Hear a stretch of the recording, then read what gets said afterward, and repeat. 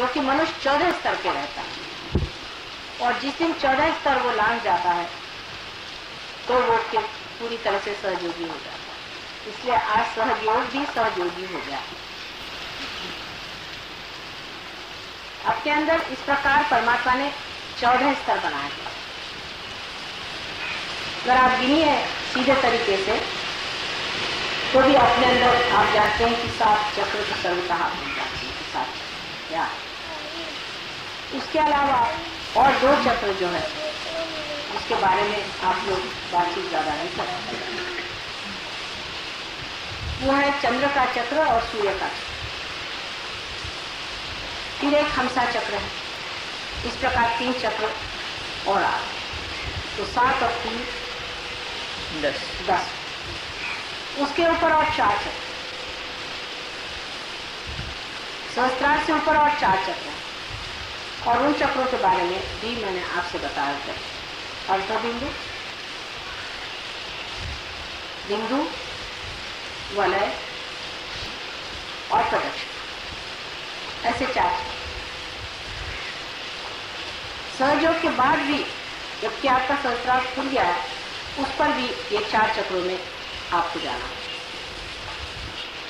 अर्धबिंदु, बिंदु, वलय और प्रदक्षिण, इस 4 चक्रों के बाद कह सकते हैं कि हम लोग सहयोगी हो। और दूसरी तरह से भी आप देखें तो हमारे अंदर 14 स्थितियां सहस्त्रार तक पहुंचने पर भी है अगर उसको विभाजित की जाए तो। 7 चक्र अगर ईड़ा नाड़ी पर और 7 पिंगला नाड़ी पर है। मनुष्य जब चढ़ता है तो वो सीधे नहीं चढ़ता, वो पहले लेफ्ट में आता है फिर राइट में जाता है, लेफ्ट में आता है फिर राइट में जाता है। और कुंडलिनी जो है वो भी जब चढ़ती है तो इन दोनों में विभाजित होती हुई चलती है। इसकी वजह यह है कि मैं आपको अगर समझा कि 2 रस्सी और दोनों रस्सियां इस प्रकार नीचे उतरते वक्त या ऊपर चढ़ते वक्त भी 2 अवगुंठन लेती है। जब 2 अवगुंठन लेती है तो उसके लेफ्ट और राइट इस प्रकार से पहले लेफ्ट और फिर राइट, दोनों के अवगुंठन होने से फिर राइट वाली राइट को आ जाती, लेफ्ट वाली राइट को चली जाती। आप अगर इसको देखें तो मैं आपको दिखा सकती हूँ कि अगर समझ लीजिए इस तरह से आया, अब इसने एक चक्कर लिया और दूसरा चक्कर लेने में फिर आ गई इसी तरफ से। इस तरफ से आया, इसने एक चक्कर लिया फिर दूसरा चक्कर लिया फिर इस प्रकार 2 अवगुंठन उसमें होते जाते हैं। इसीलिए आपको जब कुंडलिनी चढ़ती है उस चक्र पे आपको दिखाई देता है कि लेफ्ट पकड़ा है या राइट, क्योंकि कुंडलिनी तो एक, फिर आपको एक ही चक्र पे दोनों चीज दिखाई देती। इस प्रकार आप देखें कि लेफ्ट पकड़ा है या राइट पकड़ा। तो इस प्रकार हमारे अंदर लेफ्ट और राइट अगर दोनों का विभाजन किया जाए एक चक्र का तो 7 दूनी 14, वैसे ही हमारे अंदर 14 स्थितियां तो पहले ही क्रॉस करनी पड़ती है जब आप सहस्त्रार।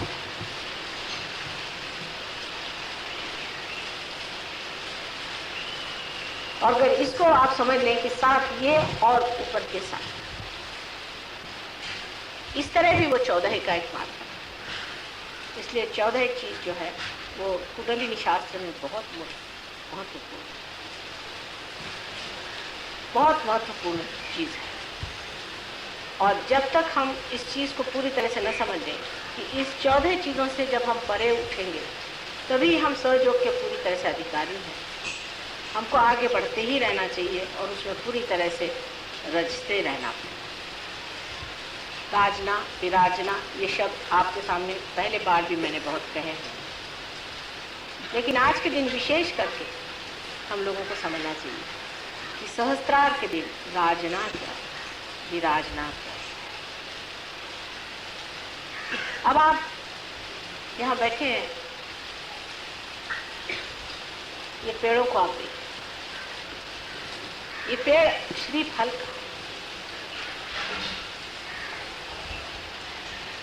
नारियल को श्रीफल का, नारियल को श्रीफल कहा जाता है। श्रीफल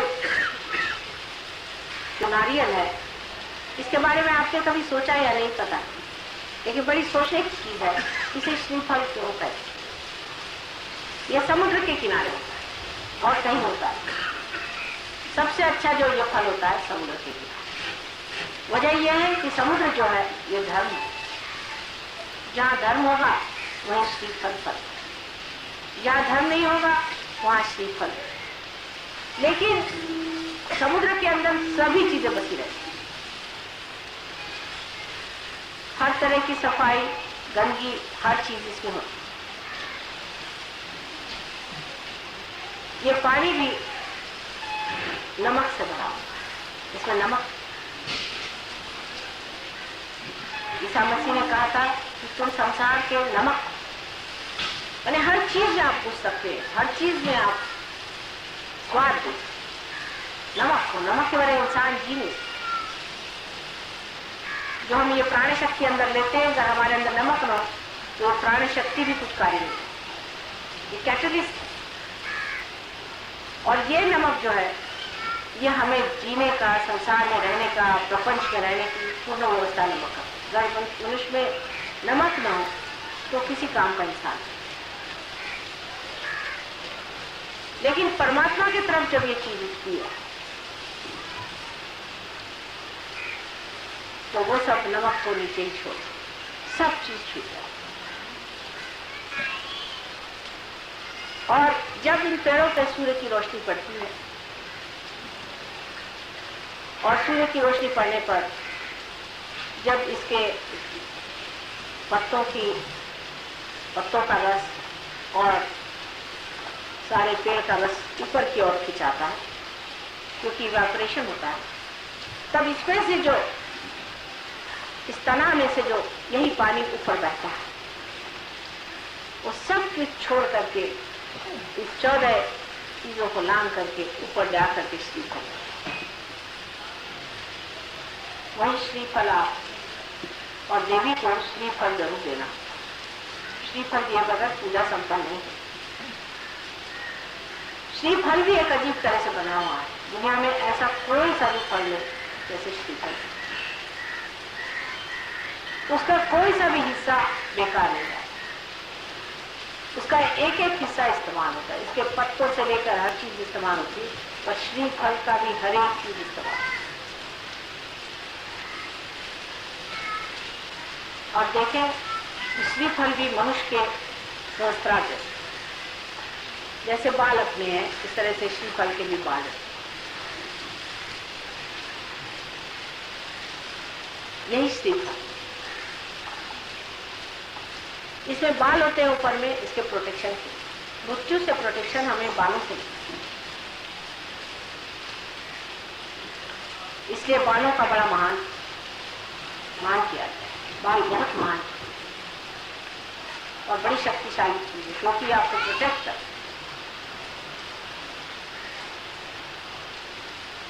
इससे आपकी रक्षा हो। और इसके अंदर जो हमारे जो क्रेनियल बोन्स है, जो हड्डियां, वो भी आप देख रहे हैं कि श्रीफल के अंदर में बहुत तरफ इस तरह का एक ऊपर से आवरण है। उसके बाद हमारे अंदर ग्रे मैटर और व्हाइट मैटर, ऐसी दो चीजें हमारे में भी आप देखिए ऊपर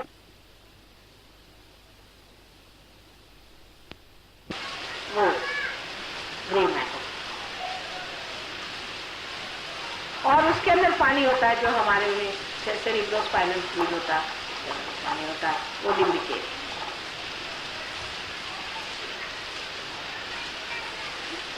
तो ये साक्षात श्रीफल जो है यही हमारा,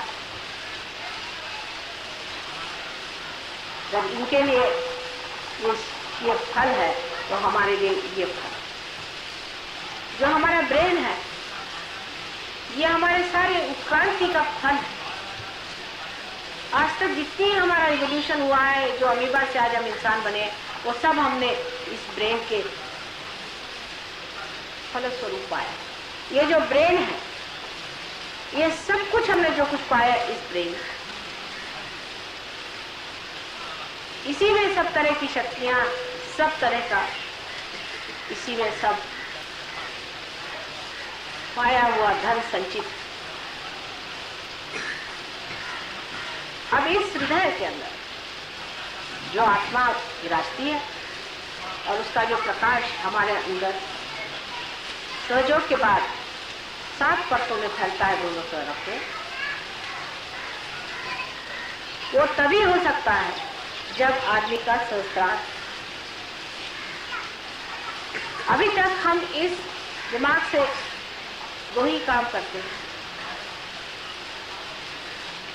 आत्म साक्षात्कार से पहले सिवाय इसके कि हम अहंकार और सुपर ईगो इन दोनों के माध्यम से जो कार्य करना है वो करते हैं।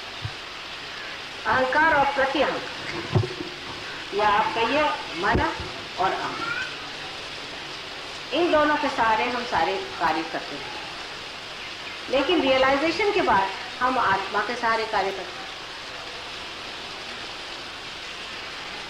आत्मा रियलाइजेशन से पहले हृदय में ही विराजमान, बिल्कुल अलग तना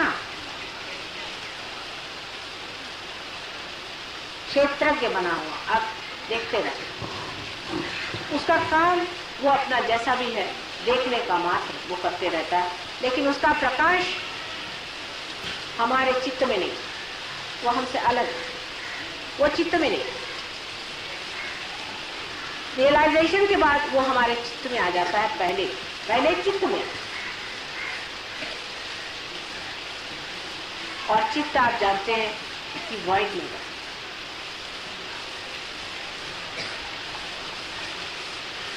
उसके बाद उसका प्रकाश सत्य में आ जाता है, क्योंकि हमारा जो मस्तिष्क है इसमें प्रकाश आ जाने से हम सत्य को जानते हैं। जानते माने ये नहीं कि बुद्धि से जानते, पर साक्षात में जानते हैं कि यह है सत्य। उसके बाद उसका प्रकाश हृदय में दिखाई, हृदय प्रगाढ़, हृदय बढ़ने लग जाता है, विशाल होने लगता है, उसकी आनंद की शक्ति लगती है। इसीलिए सच्चिदानंद, सत्य, चित और आनंद। सत्य मस्तिष्क में, चित्त हमारे धर्म में और आनंद हमारे आत्मा में प्रकाशित होने लगता है। उसका प्रकाश पहले धीरे धीरे फैलता है, ये आप सब जानते हैं। उसका प्रकाश धीरे धीरे बढ़ता है, सूक्ष्म चीज होती है, पहले बहुत सूक्ष्म, क्योंकि हम जिस स्थूल व्यवस्था में रहते हैं उस व्यवस्था में उस सूक्ष्म को पकड़ना कठिन जाता है। धीरे धीरे वो पकड़ आ जाता है। उसके बाद आप बढ़ने लग जाए, अग्रसर हो। सहस्त्रार का एक पर्दा खुलने से ही कुंडली ऊपर आ जाए, लेकिन उसका प्रकाश चारों तरफ जब तक नहीं फैलेगा। सिर्फ ऊपर कुंडली नहीं आ जाने से आपने सदाशिव के पीठ को नमस्कार करना, आपके अंदर की आत्मा का प्रकाश धुंधला धुंधला बहना, लेकिन अभी इस मस्तिष्क में वो पूरा खिला। अब आश्चर्य की बात है कि आप अगर मस्तिष्क से इसको फैलाना चाहे तो नहीं फैला। अपना मस्तिष्क और अपना हृदय, इसका अब बड़ा संतुलन उठाना होगा। आपको तो पता ही है कि जब आप अपने बुद्धि से बहुत ज्यादा काम करते हैं तो हार्ट फेलियर हो जाता है, और जब हम हार्ट से बहुत ज्यादा काम करते हैं तो आपका ब्रेन फेलियर। इनका एक संबंध बना ही हुआ, पहले से बना, बहुत गहन संबंध।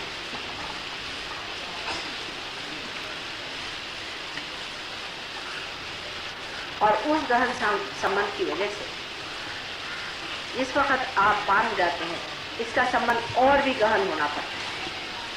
हृदय और इस ब्रेन का संबंध बहुत ही घना होना चाहिए। जिस वक्त ये पूरा इंटीग्रेट हो जाता है तब चित्त आपका जो है पूर्णतः परमेश्वर स्वरूप है। ऐसा ही कहा जाता है हठ योग में भी कि मन और अहंकार दोनों का लय हो जाता है। लेकिन ऐसी बात करने से तो किसी के समझ में नहीं आएगा इसका लय कैसे होगा, मन और अहंकार। तो वो मन के पीछे लगे रहते हैं, अहंकार के पीछे लगे रहते हैं। अहंकार को मारते रहो तो मन बढ़ जाता है, मन को मारते रहो तो अहंकार बढ़ जाता है। उसे समझ नहीं आता ये पागलपन क्या है, ये किस तरह से किया जाए। मन और अहंकार दोनों को किस तरह से जीता है, उसका एक ही द्वार है, आज्ञा। आज्ञा चक्र पे काम करने से मन और अहंकार जो है पूरी तरह से लय हो जाता है, और वो लय होते ही हृदय और ये जो ब्रेन है इनमें पूरा सामंजस्य पहले आ जाता है, कंकॉर्ड। लेकिन एकता नहीं है, इस एकता को ही हमको पाना है। तो आपका जो हृदय है वही संस्कार हो जाता है, और आपका जो संस्कार है वही होता है। जो आप सोचते हैं वही आपके हृदय में है, और जो कुछ आपके हृदय में है वही आप। ऐसी जब गति हो जाए तो कोई भी तरह की आशंका, कोई भी तरह का अविश्वास, किसी भी तरह का भय, कोई सी भी चीज नहीं। जैसे आदमी को भय लग गया तो उसे क्या करते हैं, उसको ब्रेन से सिखाते हैं कि देखो भाई भय करने की कोई बात नहीं, देखो तुम तो बेकार चीज को डर रहे थे, ये देखो प्रकाश लेकर। फिर वो अपने बुद्धि से तो समझ लेता है तो ठीक करता है। लेकिन जब दोनों चीज एक हो जाए, आप इस बात को समझने की कोशिश करें कि जिस मस्तिष्क से आप सोचते हैं, जो आपके मन को समझाता है और संभालता है, वही आपका मनगढ़ हो जाए। यानी समझ लीजिए कि ऐसा कोई इंस्ट्रूमेंट हो कि जिसमें एक्सेलरेटर और ब्रेक दोनों ऑटोमेटिक हो जाए, और दोनों एक, जब चाहे तो वो ब्रेक बन जाए और जब चाहे तो वो एक्सेलरेटर हो जाए, और वो सब जानता है। ऐसी जब दशा आ जाए तो आप पूरे गुरु हो गए। ऐसी दशा हमको आनी। अभी तक आप लोग काफी उन्नति कर गए, काफी ऊंचे स्तर पे। जरूर आपको कहना चाहिए कि अब आप श्री फल हो गए। लेकिन मैं हमेशा आगे की बात इसलिए करती हूँ कि इस पेड़ पे भी अगर चढ़ना हो तो क्या आपने देखा है किस तरह से लोग चढ़ते हैं? अगर एक आदमी को चढ़ा के देखिए तो आप समझ जाएंगे कि वो एक डोर बांध लेता है चारों तरफ से अपने, और उस डोर के ऊपर फंसाते जाता है। वो डोर जब ऊपर फंस जाता है तो उस पर वो चढ़ता है। इसी तरह से अपनी डोर को ऊंची फंसाते जाना, और यही जब आप सीख लेंगे तभी आपका चढ़ना बहुत जल्दी हो। पर ज्यादातर हम डोर को नीचे फंसाते हैं। सहयोग में आने के बाद भी डोर हम नीचे की तरफ फंसाते और कहते माँ हमारी तो कुछ प्रगति हो। अबे होगी कैसी जब तुम डोर ही उनकी तरफ फंसा के नीचे उतरने की व्यवस्था करती हो। जिस वक्त नीचे उतरना तो फिर डोर की फंसाने की भी जरूरत नहीं। आप जरा सा ढील दे दीजिए, डर आप नीचे चले। वो तो इंतजाम पहले से बना हुआ नीचे आने, ऊपर चढ़ने का इंतजाम बनाना पड़ता। तो कुछ बनने के लिए मेहनत करनी पड़ती है, और जो पाया उसे खोने के लिए कोई मेहनत की जरूरत है। आप सीधे चले आइए जमीन पर, उसमें कोई तो प्रश्न खड़ा नहीं होता। इसको अगर आप समझ लें इस बात को, तो आप जान लेंगे कि नजर अपनी हमेशा ऊंची है। कल कोई सी भी सीढ़ी पर आप खड़े हैं लेकिन आपकी नजर ऊंची है, वो आदमी उस आदमी से बहुत ऊंचा है जो ऊपर खड़े होकर के भी नजर नीचे रखता। इसीलिए कभी कभी बड़े पुराने सहयोगी भी धक से नीचे चले आते हैं। लोग बताते कि ना ये तो बड़े पुराने सहयोगी थे, इतने साल से आपके साथ रहे, ये किया वो किया, पर नजर तो उनकी हमेशा नीचे रखी। तो मैं इसे क्या करूँ, अगर नजर नीचे रखी तो वो चले आए मुझे। नजर हमेशा ऊपर रहनी चाहिए। अब इसे भी फल को देखना है तो नजर आपकी, इनकी भी नजर ऊपर, इन सब की नजर ऊपर, क्योंकि बगैर नजर ऊपर किए हुए वो जानते ना हमें सूर्य को पा सकते हैं, न ही ये कार्य हो सकता है, न तो हम श्रीफल बना। वृक्ष को बहुत अच्छे से देखना चाहिए और समझना चाहिए। सहयोग आप वृक्ष से बहुत अच्छे से सीख सकते। बड़ा भारी ये आपके लिए गुरु है। जैसे कि जब हम वृक्ष की ओर देखते हैं तो पहले देखना चाहिए कि ये अपनी जड़ों को कैसे बैठा। पहले अपनी जड़ को ही संभाल लेता है, और जड़ को संभालने के लिए ये क्या करता है, जड़ में घुसा जाए। ये हमारा धर्म, यही हमारा चित्त, इसमें यह घुसा चला है और उसी चित्त से वो खींचता है उस सर्वव्यापी शक्ति।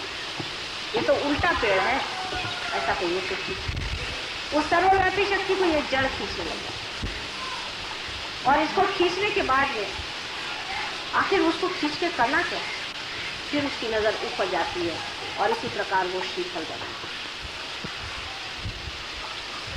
आपका सहस्त्रार भी इसी श्रीफल जैसा माँ को अत्यंत प्रिय और इसी सहस्त्रार को समर्पण करना।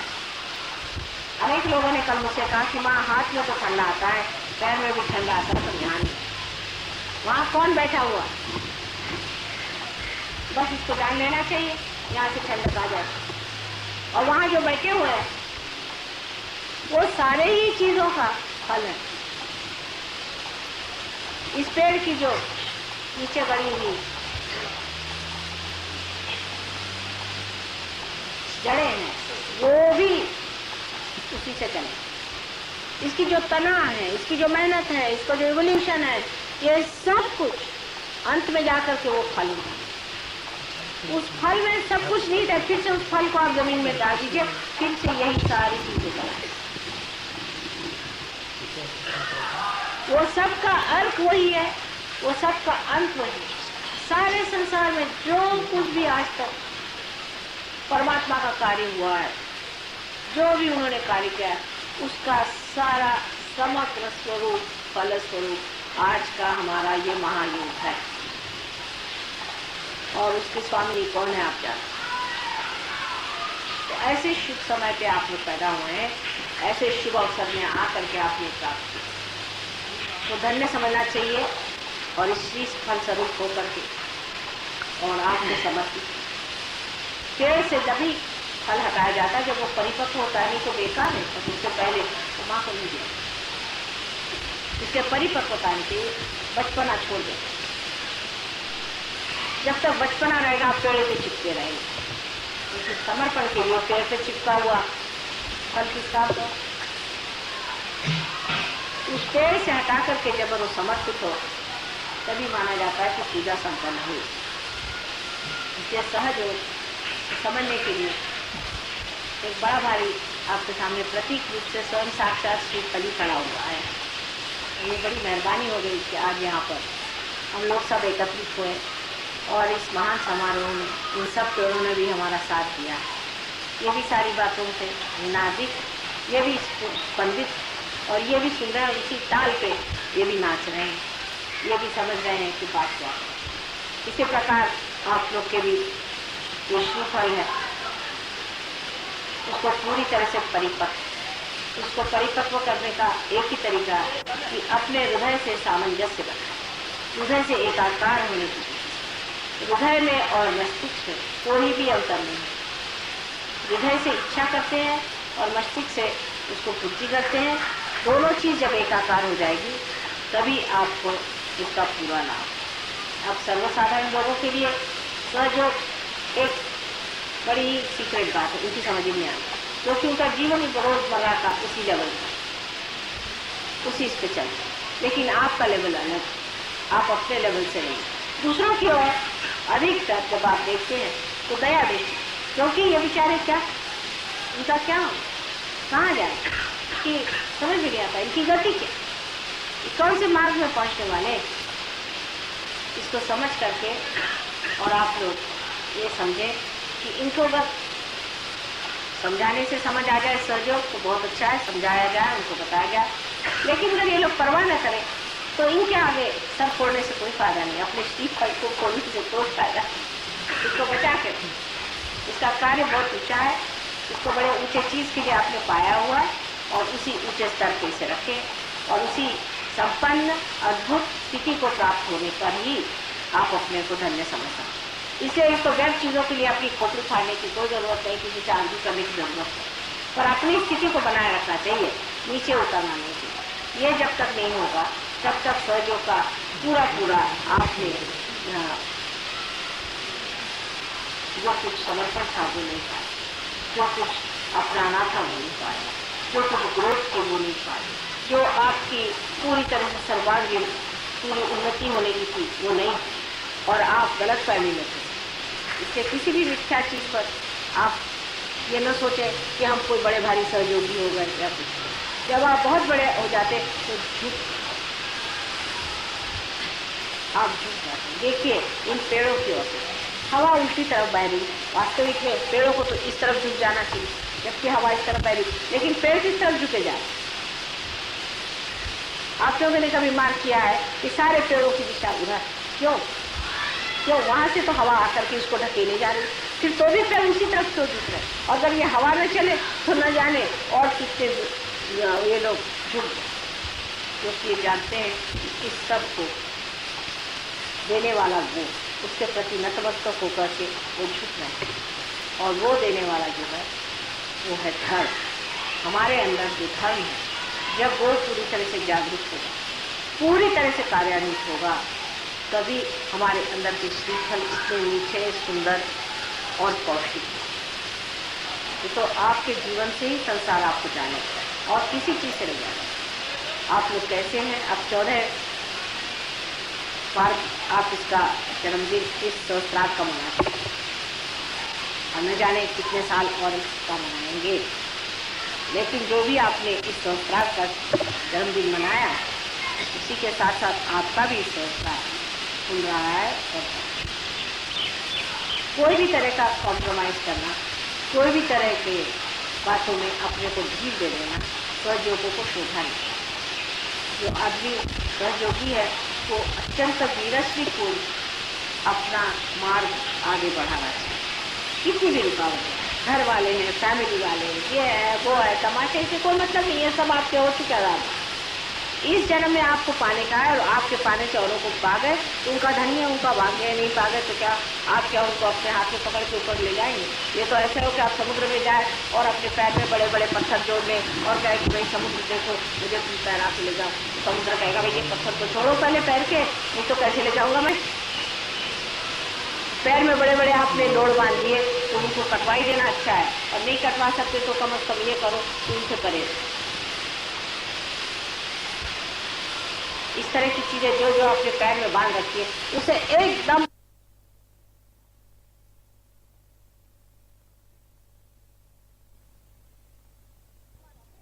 ये तो ऐसे हो कि आप समुद्र में जाए और अपने पैर में बड़े बड़े पत्थर जोड़ लें और कहे कि भाई समुद्र देखो, मुझे तुम पैर के ले जाओ।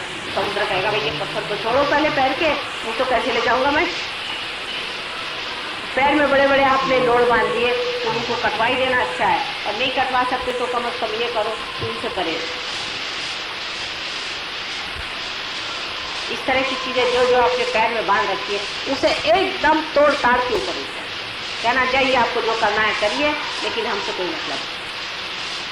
क्योंकि और ऐसे ही कितनी बाधाएं हैं, और ये फालतू की बाधाएं लगा लेने से भी कोई फायदा नहीं। इस तरह से ये पेड़ देखिए इतना भारी फल, इसको खाए ऊपर इतना भारी होता है, ये फल के अंदर पानी होता है, इस फल को उसने अपने ऊपर उठाया। इसी प्रकार आपको भी इस सर को उठाना, और इस सर को उठाते वक्त याद रखना चाहिए इस सर को नतमस्तक होना चाहिए समुद्र की ओर। समुद्र जो है ये धर्म का, इसको धर्म की ओर रखिए। बहुत से सहयोगी समझते ही नहीं है कि जब तक हम धर्म में पूरी तरह नहीं उतरते हम सहयोगी हो ही नहीं। हर एक तरह की गलतियां करते रहते हैं। जैसे बहुत से लोग हैं तंबाकू खाते हैं, सिगरेट पीते हैं, शराब पीते हैं, ये सब करते रहते हैं, और फिर कहते हैं हमारे सहयोग में प्रगति नहीं। तो होगी कैसी? आप अपने पीछे हाथ धोकर के लगे हैं। सहयोग के जो छोटे छोटे नियम है बहुत सिंपल सादे हैं, जिसके लिए आपको शक्ति मिली है, वो पूरी तरह से आप अपने आचरण में, व्यवहार में, और सबसे बड़ी चीज जो इनके झुकाव में है वो नतमस्तक होना और उस प्रेम को अपने अंदर से दर्शित करना। जो कुछ आपने परमात्मा से पाया उस प्रेम को परमात्मा को समर्पित करते हुए याद रखना चाहिए कि सबके प्रति प्रेम है।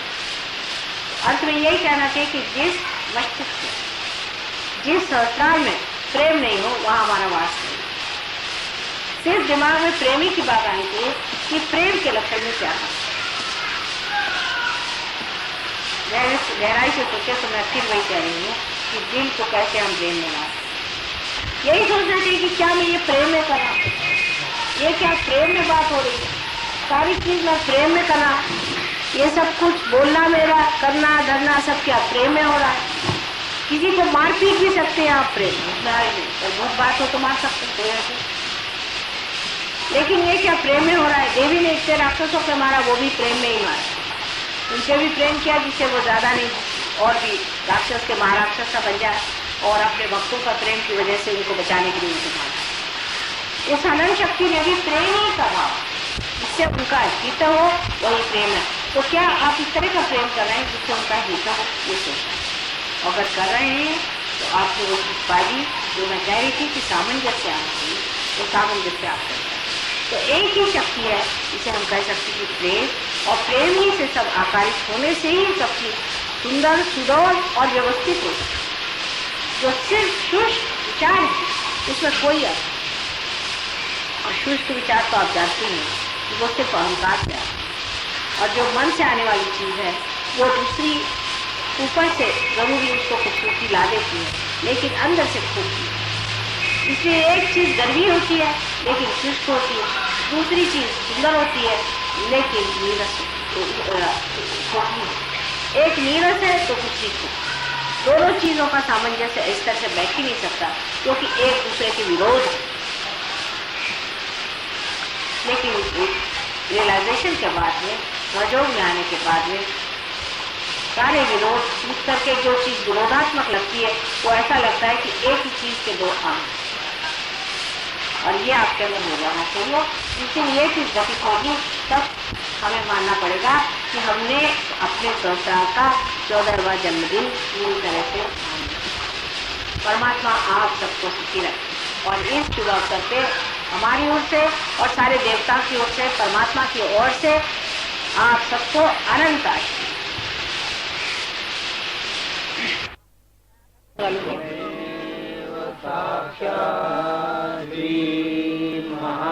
महालक्ष्मी नाही वाऱ्याने ते चालत नाही.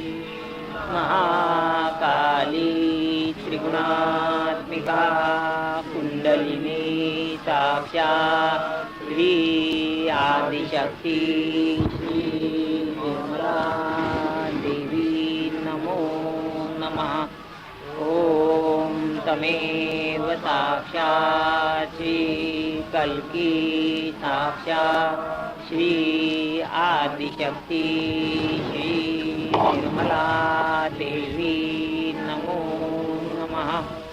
ओम तमेव साक्षात् श्री कल्की साक्षात् श्री सहस्रार स्वामिनी मोक्षप्रदायिनी माताजी श्री निर्मला देवी